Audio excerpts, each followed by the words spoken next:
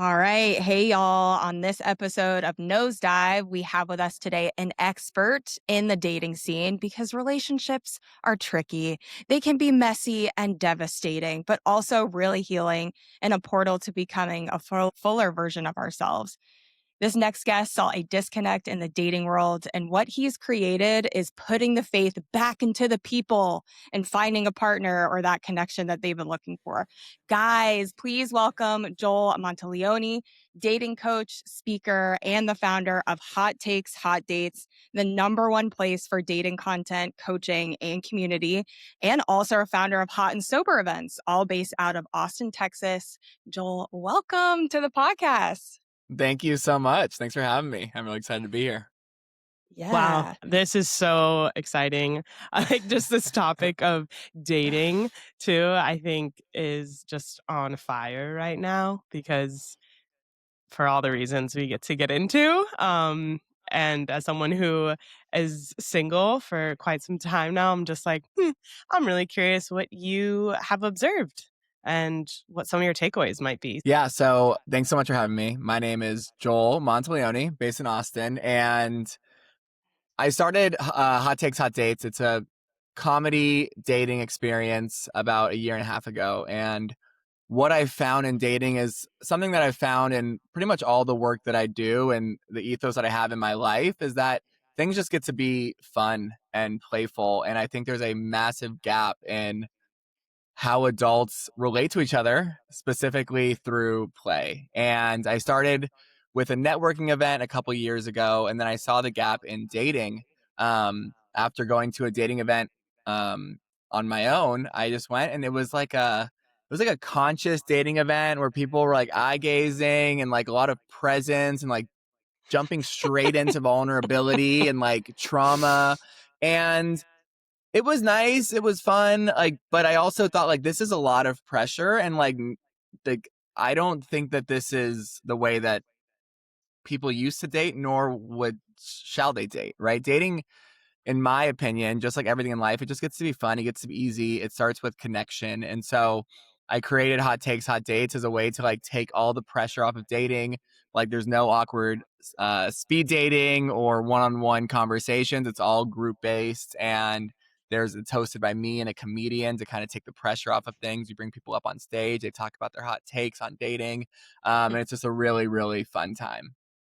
Whoa, okay. You already brought up like so many points. And I'm like, oh, this is super fucking interesting because, yeah, you brought up conscious dating, right? And with this whole movement around, just healing in general, um, which I think is great. There's great things from everything. And there's also other sides to other things.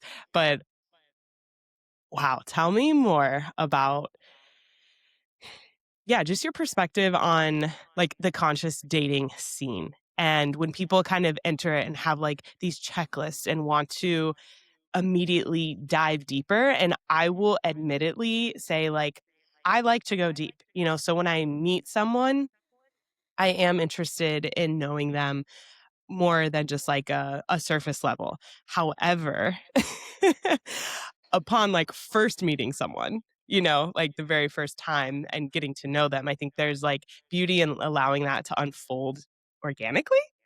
So yeah, curious what your thoughts are around that.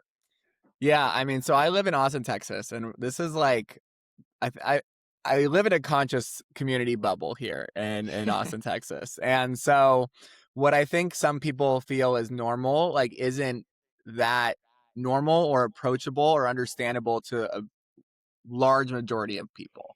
And that's kind of how I feel around conscious dating. It's like, yeah, sure, conscious dating is really great. And is it something that like your normal person who has challenging just like connecting with someone or having a conversation, is that something that's going to help them jump straight into solving that problem?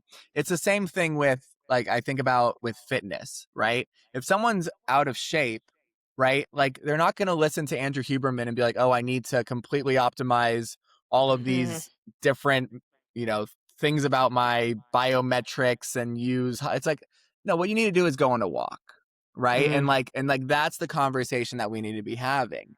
And so the same thing is when we think about conscious dating, in my opinion specifically, is like, sure, conscious dating is great. I think it's really special. I think it helps people go really deep. I don't believe that that's like the way to get people into a position of connection, right? We are living in a world that is more disconnected than ever. Like going from, oh, I haven't actually had a deep conversation with somebody in a very long time, to let's go super deep with our traumas. Mhm. Like that's a really large jump for a lot of people. And I don't think it's very attainable for a lot of people. And so that's kind of where I come in a little bit differently, and maybe a little bit different than, some of my colleagues that especially operate out here in Austin, is like, I think conscious dating is good. And I think there's a lot of people who don't feel that to be a place where they can feel safe and at home. And so my goal is like, all right, hey, what is the majority of people? Like, what do they need? And through my experience, an environment of just like play and fun is that first connection to kind of getting people out of their comfort zone and introducing them to like a different way of being, a different type of connection. Mm. I love that though, because I feel like that's so along the lines of what we're trying to do with Nosedive too. It's just like that playful introduction and like really getting the fun back into living and learning about one another. And that is how you connect with one another. Yes, there are those elements where, okay, you can get like connect with one another on a deeper level, maybe eventually, maybe right off the bat, like you never really know, but really starting to implement like that fun side of living and that vibrant sort of lifestyle. Like I love that take about what you're doing because Mhm. that's exactly what we're about to. Yeah, and I love how it's like, yeah, we need a little warm up, y'all. Like, haven't you guys ever done an icebreaker before? You gotta do that first. I know Yeah. it's But not as it's cheesy as that, actually but interesting you say that, right? Because when you think about icebreakers, like when, like, especially at work, it's like, oh, we're going to do an icebreaker. The immediate response to icebreaker It's is like, like, oh, oh, yeah. exactly. Oh, and a silly like icebreaker. It's like, when did you get too serious to meet somebody? It's just like, mm, what's this conversation that we're having that like, oh, icebreakers are weird and uncomfortable and lame. It's yep. like, whoa, like we've gone kind of too far into this world of like everything has to be so serious and productive, and there's so many other people that are perceiving you and judging you at all times, so I need to like be perceived as cool, and like if I answer this question in the incorrect way, maybe people are going to know me a little bit better and they might think I'm weird, and so, oh my Yeah. gosh, I'd rather just not play this icebreaker game at all. It's like, Yeah. whoa, You're slow like down. so many emotions with the Yeah. icebreaker. Yes. Like, Yeah. let's just call it something else. Exactly. Just tell me your favorite cereal. Like it's Right, gonna be right. it's gonna be Let's okay. fucking start there. Yeah. Oh, that's Yeah, fun. I really love this playful aspect of it. Like, as I said, yes, I do like to go deep and have serious conversations and this and that, but I think just as much, I just want to have a fucking good time. Hmm. Like I want to like laugh so hard. That's my favorite thing to do. And the people that I have so much fun with, it's because I'm laughing my ass off. And then from Hmm. there it grows into so many it just grows. And there's so many avenues you can take that. But can you kind of walk us through, because you mentioned comedy dating, like bringing people up on stage. So can you walk us through like what this experience is kind of like for those who may not be able to attend one of your events?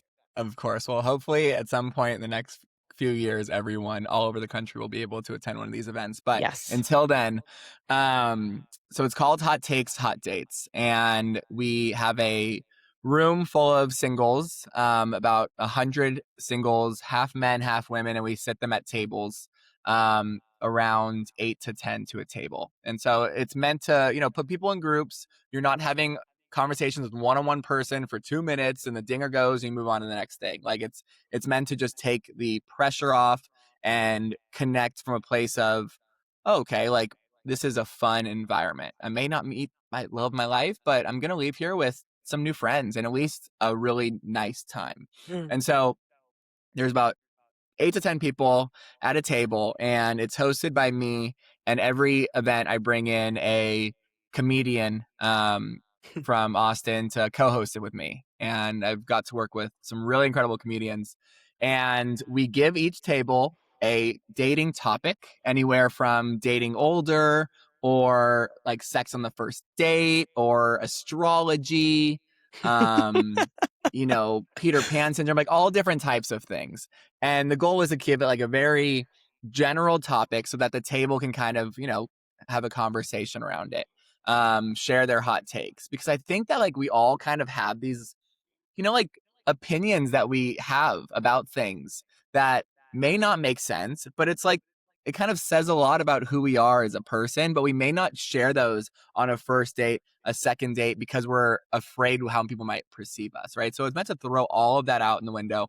And the goal is for each table to come up with the hottest take. And I tell them it doesn't have to be true. Like, it just has to be hot. Like, you're competing, and the winning table is going to win prizes from a bunch of our sponsors.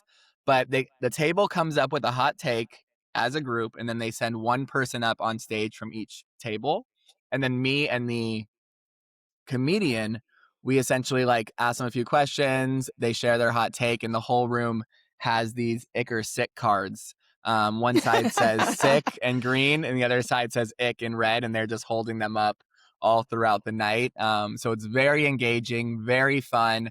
For the first time ever, last week, we had like the crowd heckling us back, which I've never experienced. So like everyone Wow. was like really into it. Yeah, for sure. That's hilarious. Mm-hmm. Wow. Well, it's like very I love like because like the athlete in me is coming out right now. I'm like, oh, competition, hell yeah. Like that sounds super fun. But also I think it also like makes that inhibition lowered because you're focused on kind of the game aspect, but you're still really connecting with one another. And maybe even on like a deeper level, because you are kind of like scratching that surface with something competitive. Mm-hmm. But maybe it like takes people's mind off of the anxiety about meeting new people.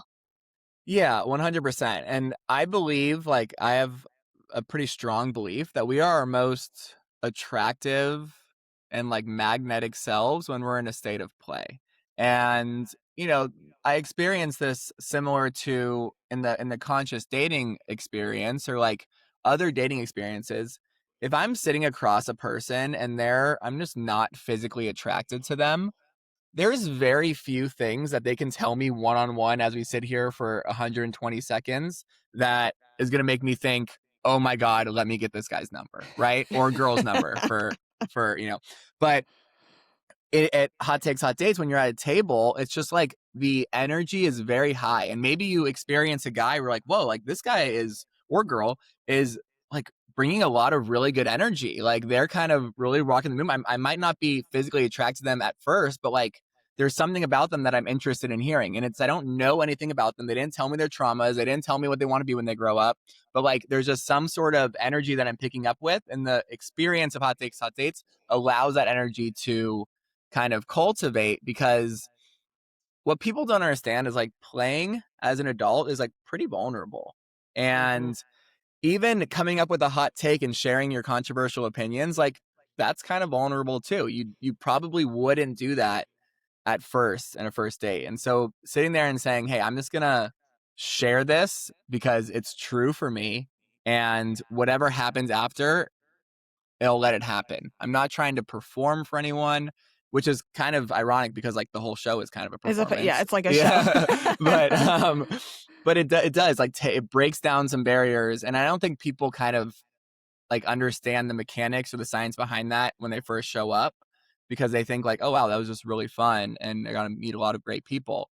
But it is because like early on, the pressure is just thrown out, and we allow people to connect from a place of more authenticity than I think other singles experiences, or you might be on other dates. Hmm. So many interesting talking points for sure. Like, I love how you brought up playing can be very vulnerable for adults. And that's something that I've seen throughout working with clients and coaching with clients, that was a huge part of our whole thing was like, let's learn how to play, without having to rely on substances, for example, and how to Mm-hmm. connect and like be silly. Mm-hmm. And a lot of times there was like a great pause and then followed up with, I don't really know how to play, like what does that even mean? So woof, like, and how liberating it is once you do find something where you feel that sense of like playfulness. But I do think it can be quite challenging and even frustrating at first if you don't know what's going to allow you to feel that. So, yeah, what's your like take on that, or how would you advise someone to kind of, open up to that possibility? That's a really good point, right? Because there are many people who, in order to let loose and like quote unquote play, like they need some sort of liberation or vice to help them, right? When you think about dancing at a wedding, right? It's like, oh, I can't dance until I'm drunk. And so my advice to that is to I mean, try it, right? Like I my hot takes hot dates event is not a sober event, and so I do understand that it does take a little bit of, liquid courage to get up on stage for other people who are not me. Um but yeah, what I would say is like identify actually the times where you are playing, right? Because like everyone for the most part there are moments in their life where they are quote unquote playing. And how I define playing is like having fun without some sort of like need to win or like result based fun, right? Like No whatever that agenda. looks like. Yeah, no agenda, exactly. Um and just like note that, right? Cuz like to say, "Oh, I don't know how to play. I don't know how to start." Like that chances are that's not true. But like there you're just maybe not present or aware of the times that you are actually in a state of play. And so being able to identify and collect evidence for the moments where it's like, oh, okay, I was playing. That was play. Um, and then you can start to kind of build evidence for this belief that, oh, I am someone who can play. And if you really aren't, then look for, experiences and events that help people do that. There's such a push, and maybe this is another Austin bubble, but I do not think so. But there's so many community events that are happening all over the place. Like I know community events that are happening in both your cities, like as we speak. Like I am very connected to different community builders and in-person experiences. Like ever since COVID, like there is a massive influx in meeting people face to face, being in person. And so there are so many opportunities to meet people. It does require a little bit of work into finding the right place. It might even, take a little bit of work in going to a place that doesn't fit and then having to find a new place, right? Just because a place that you go to wasn't fun or you didn't enjoy it doesn't mean that another one won't be fun or you didn't enjoy it. Or even the next time you go to that event, that same event, it might be more fun and you may enjoy it.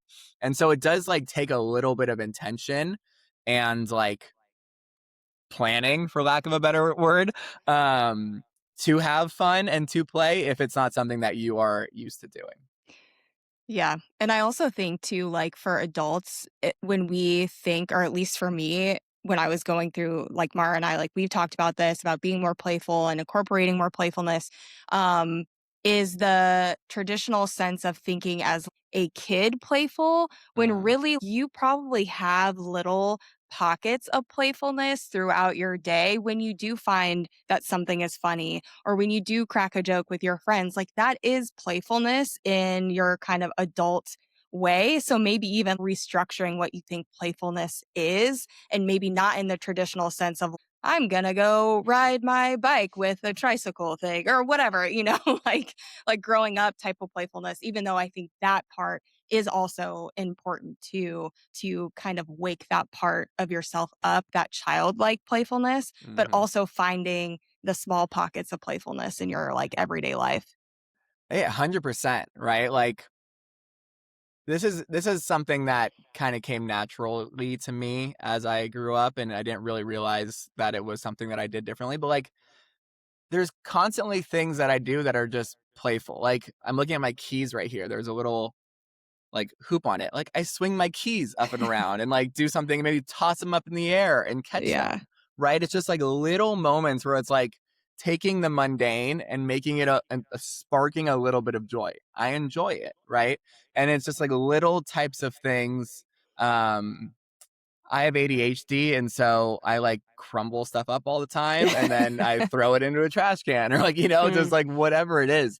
But it's and even like conversations can be playful, right? When you go up to a barista, like, are you looking at your phone and not connecting, or are you present with them? Are you asking them questions about the menu, about their day, mentioning their name and how unique it is you've never heard it before? Like those interactions can be playful.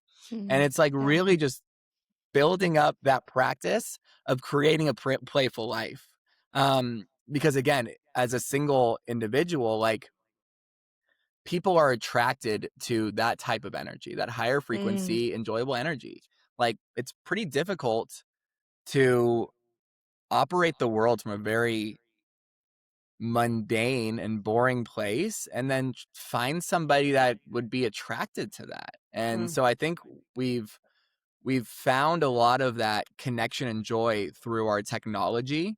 And so like that's where we get the connection versus from other people. And so it's like, oh, okay, my life's not mundane because I play video games, right? My life's not mundane because I have my cell phone. But that's not an interpersonal connection, right? That's like you with technology. And it's difficult to build that with another person if you don't have the practice in it.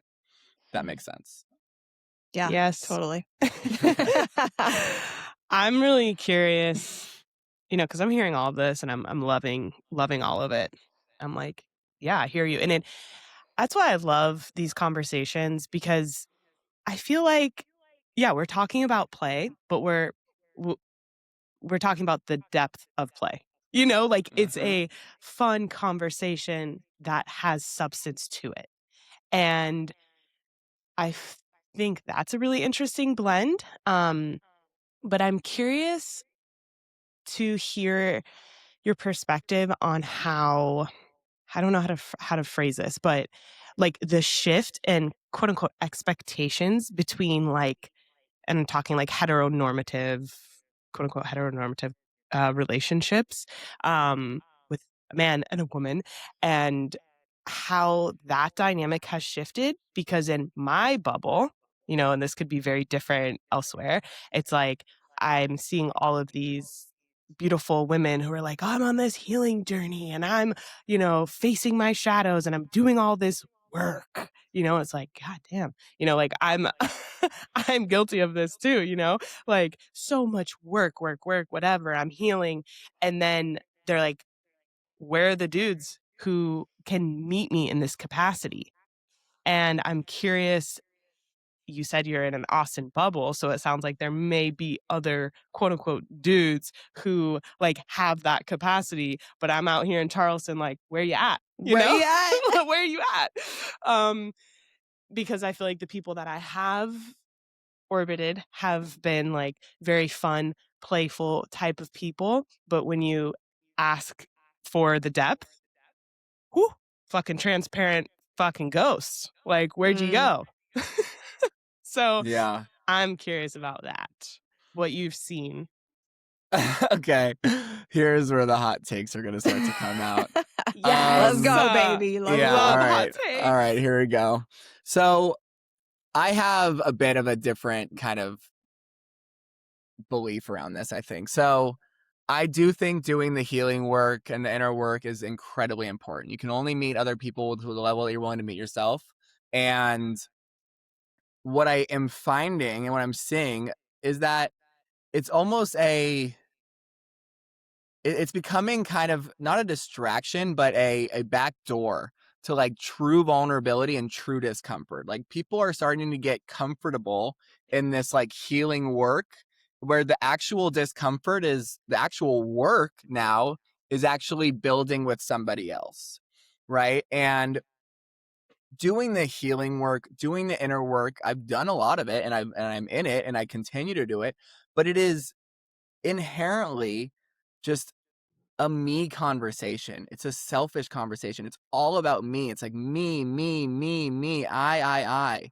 And in relationship, that's not what it's about. It's about we, right? And so at some point, at some level, like in your healing work, in your healing journey, there gets to be an opportunity where you make a decision to actually, choose to build with somebody else, right? And I think that's where the challenge is. It's like, oh, why can't anyone meet me at, where I'm at?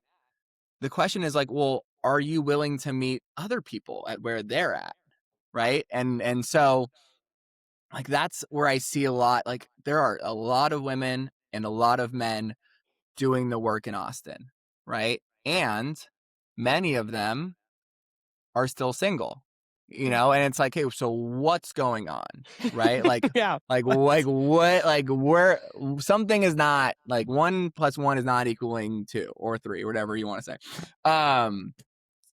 Yeah, but like it it really is like we've gotten to a place as a society, in my opinion, that like we're very individualistic, right? It's all about I need to pick myself up in the bootstraps. I need to do it all on my own. And relationships aren't like that. Relationships take really a lot of work. They take commitment that actually has no back doors to it, that you can't just say, "Oh, I'm committed until I'm not." Well, okay, well, when you're not committed, did you try everything, or you just stopped? And like when it comes to relationships, especially with dating apps and technology, is like with the amount of options that we have, there's really, and the legality of marriage, like it's pretty easy to get out of a commitment. And a lot of the time, successful relationships, they require repair. After conflicts happens, there gets to be repair. And repair is, again, deeply uncomfortable. It requires someone saying, I was wrong, and a lot of the time, no one really wants to admit that they're wrong. And we've kind of built a world and a life. And again, I think a lot of it is based on the internet and social media. Is like you never really have to be wrong, right? Like you can post anything and someone's gonna say, hey, you're right. And if someone says, I think you're wrong, you just go, well, I think you're stupid, or you just like essentially put them down. And so relationship requires that discomfort and that commitment and that level of work that it takes. And so yeah, I'm curious to hear from you, Mara, like as a single person who's done the work, what are you seeing? And I imagine it's mostly men who are not doing the work or that you're not meeting. Like, what are you seeing on your end when it comes to the relationships that are working in your city versus the ones that are not? Oh man, here's a hot take. Let's go. um I feel like if I'm being totally honest and love all the people that I know, okay, I don't know how to phrase this. I basically think that mm, like you said, relationships take commitment, and everyone has their own like meter for how much they're willing to invest. Mm-hmm. And I feel like what I am seeing, but I'm not seeing a whole bunch, so I know my perspective is limited. But the relationships that I do see and I do hear about, like most of the people I'm close with and stuff like that, I'm hearing kind of the same challenges in their relationship as I have experienced in my own. Mm-hmm. Kind of this, like women are more vulnerable and it's harder for men to open up that way. And, but like, is that even a bad thing? Like, do we even really want that? Or like, what do we want? And I don't know. I think again, I feel like I am just seeking that playfulness, but also the ability to have depth. And I'm so open to like collaborating with people, you know, Uh-huh. and working with through things. And I've been in multiple long-term relationships. And but I guess yeah, I really like how you brought up like the healing journey can be very like me, I focused. Because now that I have realized these things where I was like, oh yeah, I was really seeking validation from someone for so long. Now that I'm not seeking necessarily that validation because I can validate my own, now kind of my standard has shifted. And so, but that has then like kind of isolated me a little bit because, you Mhm. know, so it's like this weird, like double-edged thing. And I'm like, what the fuck is this? Like, because I'm The other so side not, of healing. yeah, I'm just like so not interested in just like a surface level lollygag relationship. And I guess, I mean, in Charleston, the men to women ratio is like insane. Like there's so many more women apparently than there Okay. are men. So that's another thing that's like very skewed. I I'm have like, a question actually. yeah, yeah. Is that actually true? That the men to women ratio. Yes. So I guess I will say it's true within, and this is, I'm very far out of this realm, but like in the downtown, specifically like College of Charleston, Uh-huh. that for sure is true. From like a But population standpoint, like there's data that says that. from the College of Charleston, no, Okay. yes, but like not Got it. if you zoom out in Charleston, that's the thing. When I'm driving on the road, I'm like, there's so many fucking people here. Like there's, you Mhm. know, like there's so many people, but I've noticed a lot of times in like those community meetups, there's loads of women who show up. And then it's Mhm. like, where are the dudes? Oh, they're at fucking kickball drinking. Like, Mhm. like Mm. it's, I feel like Charleston is maybe, and this could be a hot take, like becoming more quote unquote conscious and like opening up that circle to like men joining other things and get-togethers and stuff. But I do feel like it's usually women who attend these meetups that are like more engaging. Mm. I don't Yeah. know. That's like a really Maybe big there's ramble of a maybe bunch of there's like a bush. different maybe there's like a different type of meeting that needs to happen then. Like maybe it's like a different, cuz like I remember you put on one kind of like mocktail thing. You said there are all guys there. What do you Remember? mean? You mean in New Did York it, when you were there? no, no, no. Whenever when it was in Oh, Charleston oh, and you did oh. do I feel like that was like an outlier, but Oh I my remember you gosh, telling me that about was that. so long ago. Yeah, that's actually really funny. And that's an interesting point because I feel like those dudes went to that event expecting to meet Expecting women. It was like at a wellness club type thing. And, you Mm. know, these like, you know, like nice looking dudes who are quote unquote successful, have their jobs, like show up.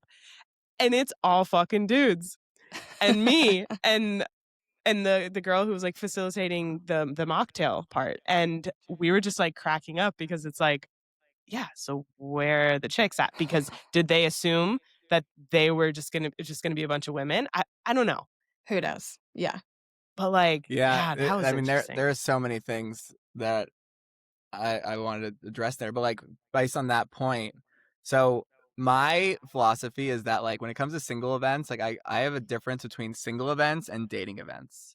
And I've started calling my event a singles event versus a dating event because my interpretation, my perception is that men, when they hear dating events, they think, oh, this is going to require me to like have to like get uncomfortable, maybe like talk to people I don't really want to talk to. And then also all the women there are probably desperate.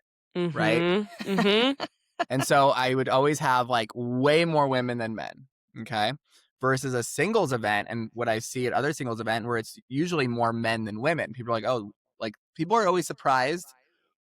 If I say I have more women, they're surprised. If I say I have more men, they're surprised. Like it just depends on where you're going. Like there's not a real like correlation, I don't think. But what I see, at least in my own personal experience, is that singles events, there's more men at them than women, because men perceive that to be, oh, I'm just going to be in a room drinking with a lot of single women that I can potentially bring home, right? And so like and it requires less of me being vulnerable, it requires less connection, it requires less um um less like, having conversations with people I don't want to have conversations with.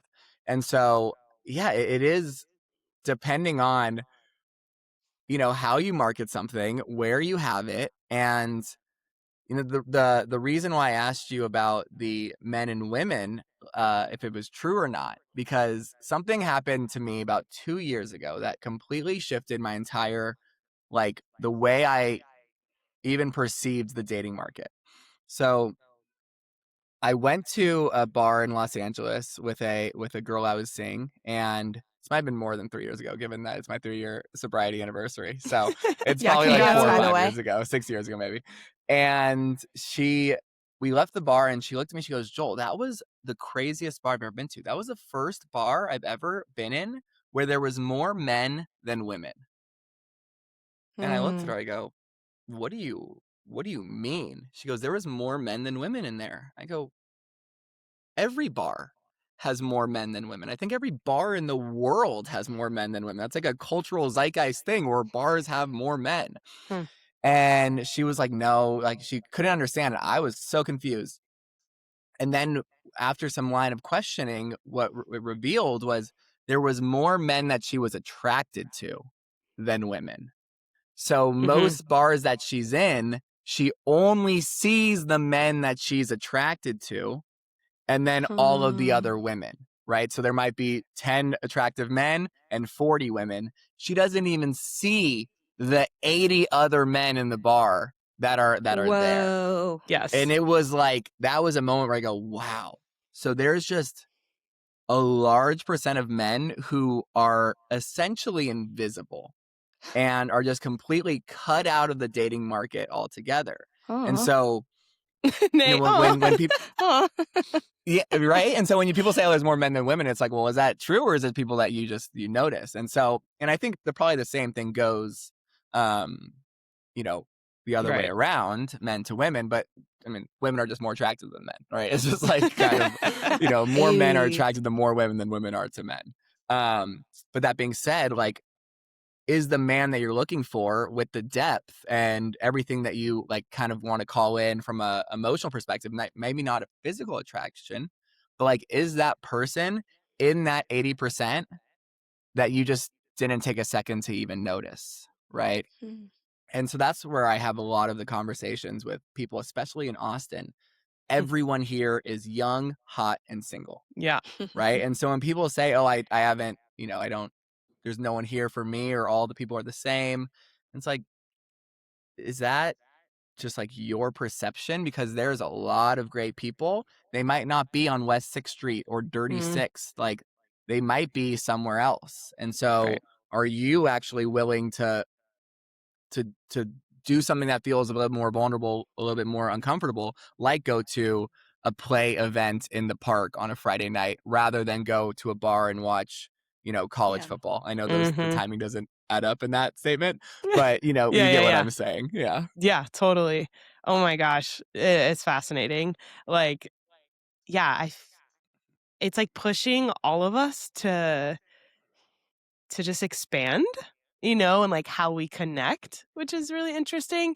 But Hmm. also, I think people who are around, my age, I'm 34, holy cow.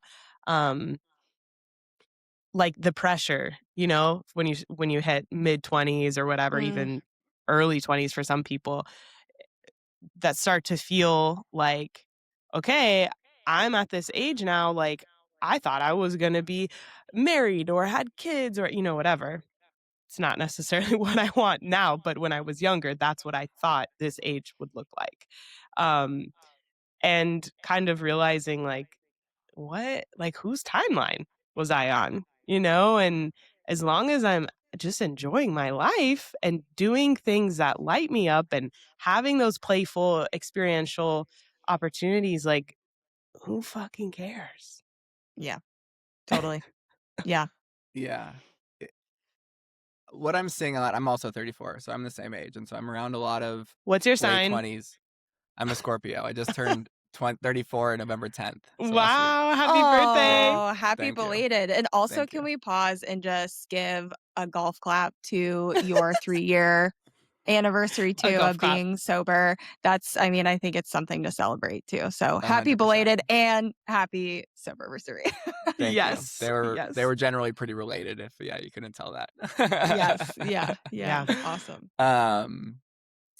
Yeah, it's interesting because there's a lot of people that I have conversations with that are in their late 20s, early 30s, or late 20s, their 30s, or like early 40s, right? And they're single, and because dating has been kind of hard, or because they haven't found their quote unquote person yet, they're starting to just give up on the possibility and the potential of that happening, right? And I think we have a misaligned relationship with time. Like, my biggest pet peeve is when someone's turning, I mean, this happens ever since you're in college, right? Like, someone turns 23 and they're like, oh my God, I'm getting so old. And it's like, you're just going to say that every year until the rest of your life? Like, what do you mean? Or even like, oh, I'm 30, I'm so old. I go, my mom is 72. If she wanted to blow out the candles and say, oh my God, I'm getting old, I would say, you're right. You are getting old. You are old. But like, someone who's 33, you have literally a full additional life until you get to where my mom is. And I don't even consider my like 0 to 18. I don't even consider that real, like my age. Like, that's like, I started being an individual, my person, when I was like 18, honestly, more like 23. And so, all right, I've been dating for 12 years. Like, it's not that much time. And I'm going to give up on the possibility of 50 years with a person because I've had, a few tough years. It's like, let's be more realistic. And the moment you decide that it's too late, the moment that you decide there's nobody out there, you close all the doors for possibility, right? And that's a lot of the work that I do with my clients, which is just like, hey, I get that it feels hard, and I get that you might have dated a lot of awful people, but not everyone is awful.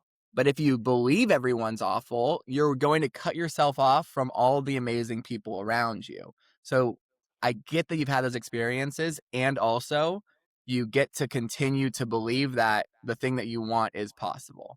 And I think a lot of people are starting to give up on that possibility, given the amount of content you hear, given the state of the world, given our limiting beliefs, all these things. And it makes me really sad because, I mean, like, I think connection and like relationship with each other is like, it's what we crave. Like, it's anatomy. It's part of the human experience. It's health. So it's really, I mean, that's really important to me. And so I get, that's one of my pet peeves. Oh, I'm so old. No, you're not. You're 30. What are you talking about? Yeah. So much No. time. Timelines are fake. Fake. Yeah. Fake news. Yeah. I love that, because I have also just been like points where I'm like, dude, there's no way. I'm like, there's so many fucking, it's like swinging the pendulum to the other side of like, exactly. There's so many fucking people in this world. There's like, who's to say, like, there's so many people that surely also stay single their whole life. Like, what if that is my story? Like, what if, so I start like going down that like rabbit hole, like, because, for example, I just went to a wedding actually this past weekend, and someone, like, they haven't seen me in years. Their first question was, oh my gosh, like, you're so pretty. Do you have a boyfriend? And I'm like, fuck. Like, I'm why is this the first question? Yeah, no. And I was just like, nope, haven't for a while.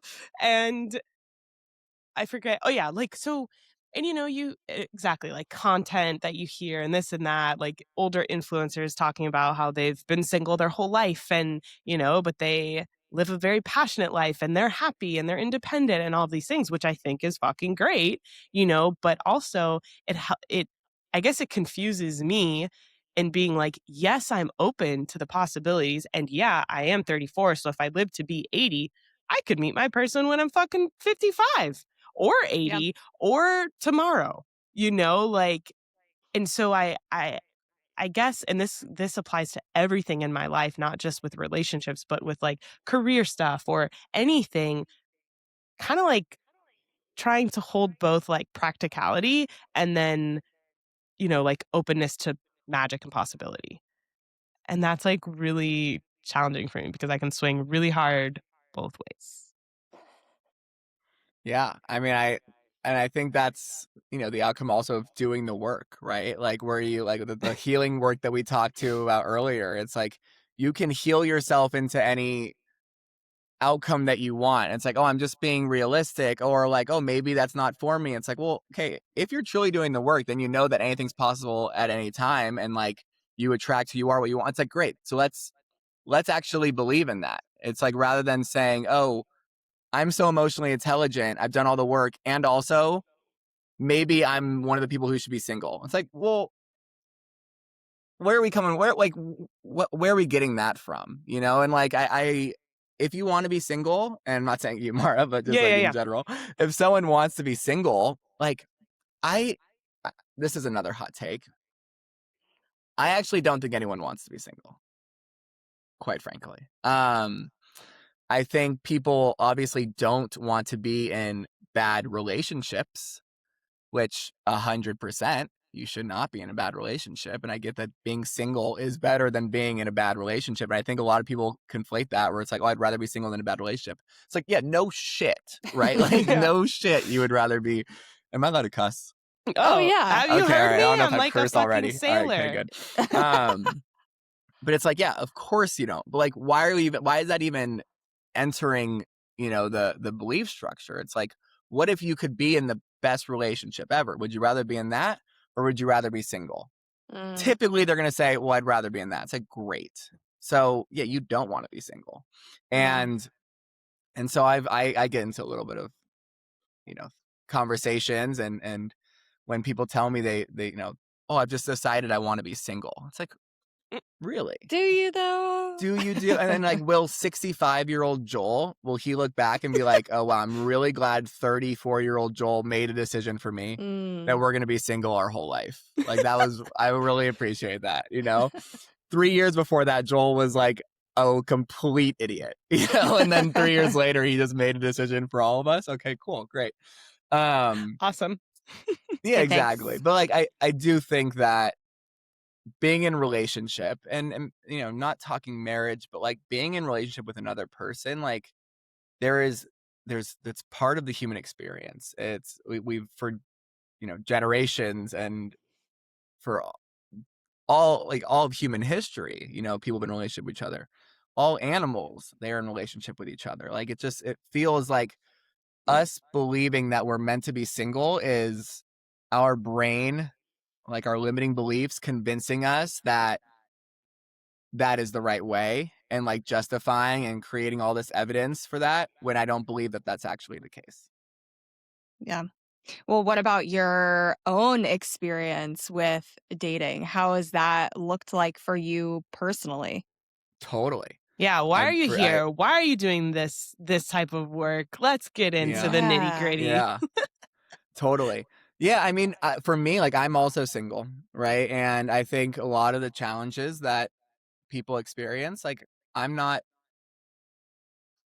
like, I experience it too. I think it's a collective um challenge. And you know, I I'm very passionate about, like I said, connection. I'm very passionate about play. I'm very passionate about authenticity.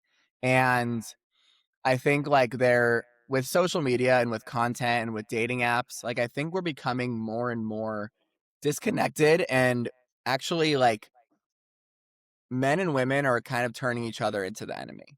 Mm. And there's like so much content these days that men aren't stepping up, men aren't man enough, but then also men aren't in touch with their feelings enough, or like men aren't Mhm. making enough money. And then it's okay, well, women only want men for their money. And then women are, and then there's it's just like this content is constantly being pushed and engaged with. And I see patterns and similarities to how we were in like 2016, 2015 with politics, right? Where it was just like, they're bad, we're good. And there was no conversation happening. And there was no one took a second to be like, whoa, like, let's take a How did we get second here? here. Yeah, Yeah. exactly. And then no one did anything about it. It just got more and more divisive. And now, 10 years later, we're here. And like, there's families who won't have their relatives at dinner because they voted for somebody else, which is like so, well, I just think it's a little bit immature, but whatever on both sides. But I'm starting to see the same similarities with men and women where it's like, we don't need men, we don't need women. Like there's the red pill community that is starting to build up with the men. There's the boss babe community with the women and it's just like at some point there's no one's having a conversation of like, hey, what do we do about this? Right? It's more just like we're our team versus your team and we're going to win. And what I see possible for hot takes, hot dates is like to have the collective come together in a way that is fun and enjoyable and have a conversation that is fun, enjoyable, approachable. Because a lot of the content on both sides is from a place of like funny and sarcasm, right? Where it's like, oh, all men are Peter Pans, or all women want 6'6" like yeah, sure, that's funny, but it's like after the joke's made, like, is there like this is people like this is our like livelihood in society and relationships and loneliness, and there's a lot of dark stuff happening on the other side of it. And so I'm like dodging the question of why am I single and how I am I know. single right now. I'm like, I hope you guys Mara's know like that waiting. I'm like filibustering. But yeah, so that's what I'm really passionate about. But I think for me specifically, like, yeah, I'm definitely looking for a relationship that, again, meets, like Mara said, like meets me where I am. And I think something that I'm looking for specifically is someone who is open and excited to have a vision and a mission as big as the one that I have. Like, I really support a lot of people in their relationships, and I prioritize my business and my clients like pretty high up there. And so finding someone, a partner that can match that level of passion, match that level of investment, and like be understanding, and that my vision is likely the most important thing in my life as of now. And yeah, so like I'm on the same journey that a lot of people are on. Yeah. Well, thank you for sharing. Mm-hmm. And, I think that's the other thing too is like you said, instead of giving up, having the patience. It's the same with entrepreneurship. It's the same with any new kind of skill. It's having the patience for something that maybe you truly want. And I think in this day and age, like you said, with the constant content, it's that instant gratification that we all want from things that really just take time. And I know that's so fucking annoying to hear with a lot of things that we want in our healing journey and why this isn't working for me and all of those things. But I think the integrity around having the patience for things to come into your life is where we need to slow down and wait. And a lot of the times we don't want to do that. But I think that's an important takeaway from what you're saying. can't I just like Yeah. click my heels together and make all this shit work? No. I know. But I I wish. do have a question or like devil's advocate or pushback or but just from pure curiosity. Sure. When you are mentioning that you so this is what I hear. This is not necessarily what you're saying. So I'm Mm-hmm. kind of curious how I can hear this, how you're saying it. Um, like what I heard was the person that I want to be in relationship with needs to understand that like the relationship isn't necessarily a priority. My business and my vision is. And again, that's not necessarily what you said, but this is what I'm hearing. So I am, because as like a single woman, I'm like, oh, he just said like relationship's not a priority to him, like his vision, his goals, da da da. And I start rattling off. So I'm curious, yeah, like what you actually mean, because I'm sure that's not what you mean. Yeah, totally. So I think there's like, I can have multiple priorities, right? And I think by saying I prioritize one, that doesn't mean I don't prioritize the other, right? But like, I think there is, not a lot of people choose to live the life that I choose to live. And it's unique in the level of like public sphere that I'm in. The level of like support that I offer my clients and people that are part of my community. And so like knowing that I have those other relationships and this really large vision that is essentially like trying to fix the way that people connect, right? And I feel like it's a pretty timely and important conversation and mission to have. And so like the person that I'm in relationship with will be an incredibly lucky individual, I believe. I think I am incredibly thoughtful. I think I prioritize people, and like the way that I show up for my business and the people in my life, like that is 100% extended to the person that I'm in relationship with tenfold, right? They're going to be the most important person in the world. And at the same time, I have a really big vision and a big business. And, um, I think there's like that interesting duality of like someone who you want someone to have like be very successful and be very driven, and you want them to like be at home and like present. Hmm. And I believe that that is possible. And also knowing that and being able to communicate when that is not possible. Right. And so like, I think the difference that what you heard is that because I prioritize one means I do not prioritize the other.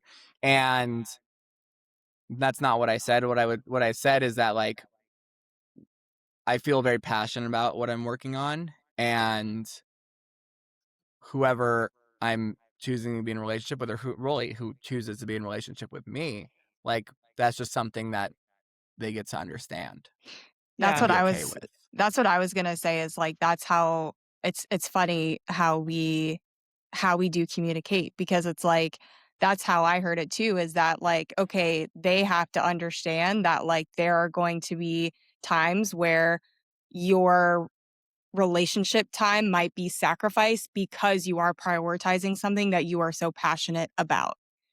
But you also have to have that communication and that level of understanding with one another in your partner, so that they will support you in those times where you do have to make those sacrifices to prioritize those things, not to necessarily take it personally that they're not being prioritized. See, like that's like kind of how I took that. But again, that's all comes back to communication, to Mhm. letting each other know, and having someone there that is going to be your true partner. That is, in my mind, what a partnership looks like, and growing together in that way.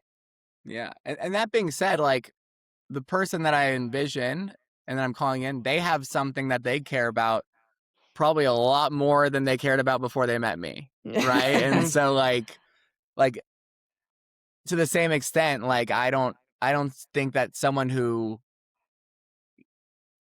doesn't have this a passion and a big vision is going to work with me. And so Mm. like what I see possible and what I see in my relationship is that yeah, my partner also has a really big vision and doesn't even have to be anything related to mine. Like Yeah. I just that's who I see. That's what I see. Yeah. No, yeah, thanks for clarifying, and I was, Hmm. again, more so doing that 'cause I knew that's not what you meant, but I know Yeah, that thank Yeah, you. it can true. be You saved me a perceived little that way bit. necessarily, and Yeah. I think it's important to bring attention to that multiple truths can exist at once, that Totally. you can have multiple priorities at once. And what this really makes me think about, and what I have been thinking about a lot lately, is like not necessarily like the character traits of someone I want to be with, but the word capacity just keeps coming in. Like someone who fucking has capacity to like you're saying, hold space for the vision you have and the willingness to like work with you as you're developing like your dreams and aspirations as much as they can for me, Mm, and that takes a lot of awareness, and like willingness, and I just feel like that word holds a lot, and so that's kind of something I like to think about lately. Yeah, totally. And I wouldn't ask anyone to do anything that I'm not willing to do myself, right? And like capacity is definitely I love that word, and like the abundance that you get to create in that relationship and having the capacity to let new things in. But what Renee, what you said earlier of like, yeah, communication and being able to communicate when it's not working, right? When that capacity is there's no capacity left, right. right? And being able to have a honest and authentic conversation around the things that aren't working and then be able to work through it together. And most couples, most people in relationship, they don't engage in those types of conversations, right? They either just abandon and leave immediately, or they internalize it, they let the resentment build, and then eventually it's beyond repair, Mm, right? And like, so it's like communication is such a key aspect of it, and then also being able to regulate and manage your own emotions in order to have that communication, right? Like just being able to yes. talk about it isn't enough. It's like Hmm. being able to be in responsibility over your own emotions, being in responsibility for what you're feeling, and being able to articulate that to the other person to where they can respond. And like, yeah, I mean, it's not an easy thing. It takes a lot of work, but like in order for you to learn how to do it and for you to get practice, like people get to be in relationships and get to get uncomfortable in order to practice those things. If you're continuously abandoning a relationship before that communication can happen, then you're just never gonna like it's never You're gonna be looping. You're in a You're exactly. loop. Yeah, and you're like, looping. I'm never gonna do this. It's Yeah. just, the fear is gonna continue to build up and build up. Yeah. Renee's been Absolutely. married for a hot minute, so How Yes. long have you been married, she's just Renee? been silent over there, but she's been in partnership for a long time. Yeah, so my husband and I actually met each other when we were 9. Our story is very cute. Okay. Yeah. No, but we met when we were in elementary school. We had like the same group of friends. We've been married for 11 years now, But then which is you crazy. you like you didn't start like dating when you were 9. Like No, no, we didn't date until, well, actually, okay, he broke up with me when we were in 8th grade. So that was the first Okay. breakup. But no, we started really dating my junior year of college. So we'd been in like the same, yeah, group of friends for a long time. We still have that same group of friends from high school. And then yeah, I got married right before I graduated my senior year of undergrad. that's So yeah, wild. I That know. is It's so pretty wild. crazy. That's Yeah. So so what's young. Yeah. your like what do you believe like what's your secret to relationship? Like what do you believe Ooh. works? Yeah. I think it really does come back to like partnership. We were friends first, which I think says a lot. He's seen me in almost every stage of my life, which I know a lot of people don't really have that when you're meeting somebody new necessarily.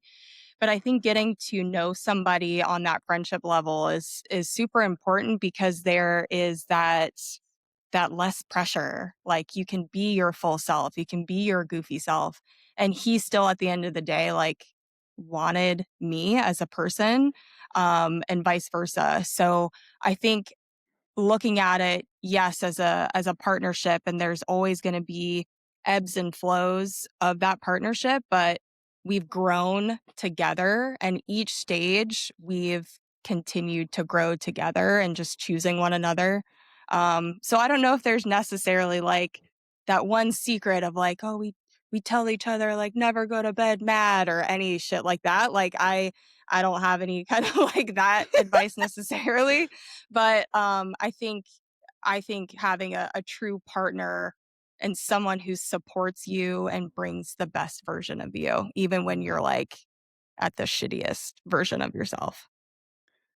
Yeah. Yeah, I think that's so important, getting to date like to build a relationship from a place of friendship. Yeah. And because again, it's like you get to be authentically you. There's Right. no Yep. way to hide. And I tell people all the time, like, date your friends, date your community, right? And everyone's like, oh well, no, like you can't, because it's like, well, these are the people that you That you enjoy like. being around Yeah. the Like most, what? that you like the most, that like you the most. And then it's like, oh, well, I'm just gonna go instead date some random person from Hinge. It's like that you have no understanding of whether you get along with them. It's like, well, the person might actually be right in front of you. And Mm-hmm. so I think that's really Yeah. beautiful. And Oh, like, thanks. that's awesome. Yeah. I Thank love you. it. Yeah, I love it. what's your well, I know we got to wrap up, but like what's your take on people like where they're like, "Oh, I don't want to ruin the friendship." What Mm. would you say to that? Cuz you know how some people are like, "Oh, I don't want to date my friend because we can never go back or whatever." Or is Mm-hmm. that just like a romanticized movie thing? So what I say to that is, like, I used to say that a lot, right? I used to say that in college, and then I like, oh, I don't want to ruin the friendship. We're not still friends. Yeah. Like Yeah. it's just like, it's like we're not friends. Like, and it's like, Yeah. okay, great. I could have maybe, what I say to that is that there is a natural progression, and there's something that's actually calling you to actually develop this friendship more. Yeah. Right? And Mm. if you don't explore that, you're kind of ruining the friendship right then and there, because you're actually choosing not to grow in any way. You're actually saying, okay, hey, this is the plateau of what I want this relationship to be, because I like, as good friends. Even though there might be signals that there's more available to us, I'm actually afraid to see what's Mhm. behind the door, because, oh, all this is so good. But what if it's actually better? Right? Mm. What if it's better than you could have ever imagined? Most people think, oh, I don't want to ruin the friendship. It's like, well, then great, don't. You Don't. know, Yeah. don't Mm-hmm. ruin the friendship. Why do you think you're going to ruin it? Yeah. Why is that the first thing you go to? There's so many people and so many groups of friends that have dated a lot of people. I guarantee everyone is still friends with someone they've dated. Mm. Right. And so if you want to explore romance with somebody, ask them, Hmm. explore it. And sure, you can't go back, but also, like, you're essentially not allowing yourself to go forward either. And you're just saying, hey, I'm not interested in what is possible, because just gonna stick in, this fear that it's gonna go poorly. Yeah. Or you could be So married for 11 interesting. years afterwards, so, you know, you You Exactly. never know. know. You know. It's Yeah, true. it's true. Wow. I know we don't have much time, but I do want just like one little peep into, and like this can be a conversation for later because this could be a bigger conversation, but like a little peep into 3 years of sobriety for you and how that has impacted this whole journey of like meeting yourself and then meeting someone, yeah, that can like match you and whatever.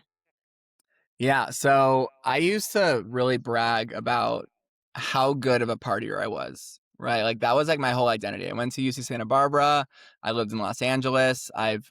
I'm really good at meeting people, and like, I was an incredible partier. I could drink all the drinks, never be a problem for anyone. I'd bring all the beautiful women.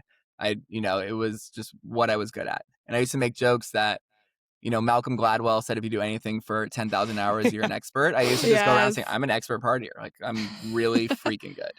And one night, about probably 4 years ago, I was walking home in West 6 to my apartment, and I got attacked under a bridge by someone. And I was like blacked out. Like, I didn't really know, like I was like kind of coming in and out. Oh, And I got shit. attacked, got punched, got chased. They, Oh, fuck. stole my phone. And the next morning, you thought that'd be enough, but I was like, no, let's go. And I went floating on a river. Then I like got drunk again and threw my wallet in the river. And I was like being a fool, you know. And I was about to turn 30. And then the end of that weekend, I was telling the story to my friends, and they were like laughing at me, and I'm like, hey, this wasn't like that funny. Like I was kind of scared, and like really, it was really scary. Yeah. And they're like, oh, Joel, like you just tell such good stories. Like it's just so funny. And like we don't mean to laugh. And I go, wow. Like in that moment I realized I'm like kind of a joke. Like my life's kind of a joke. You know, it's like I'm a clown, kind of, you know? And I was about to turn 30. And I realized at 29 that I pretty much had the same values and priorities that I did when I was like 19, which was like sex, drugs, and rock and roll. Like, how can I make enough money to have as much fun and not have any like regrets, kind of essentially.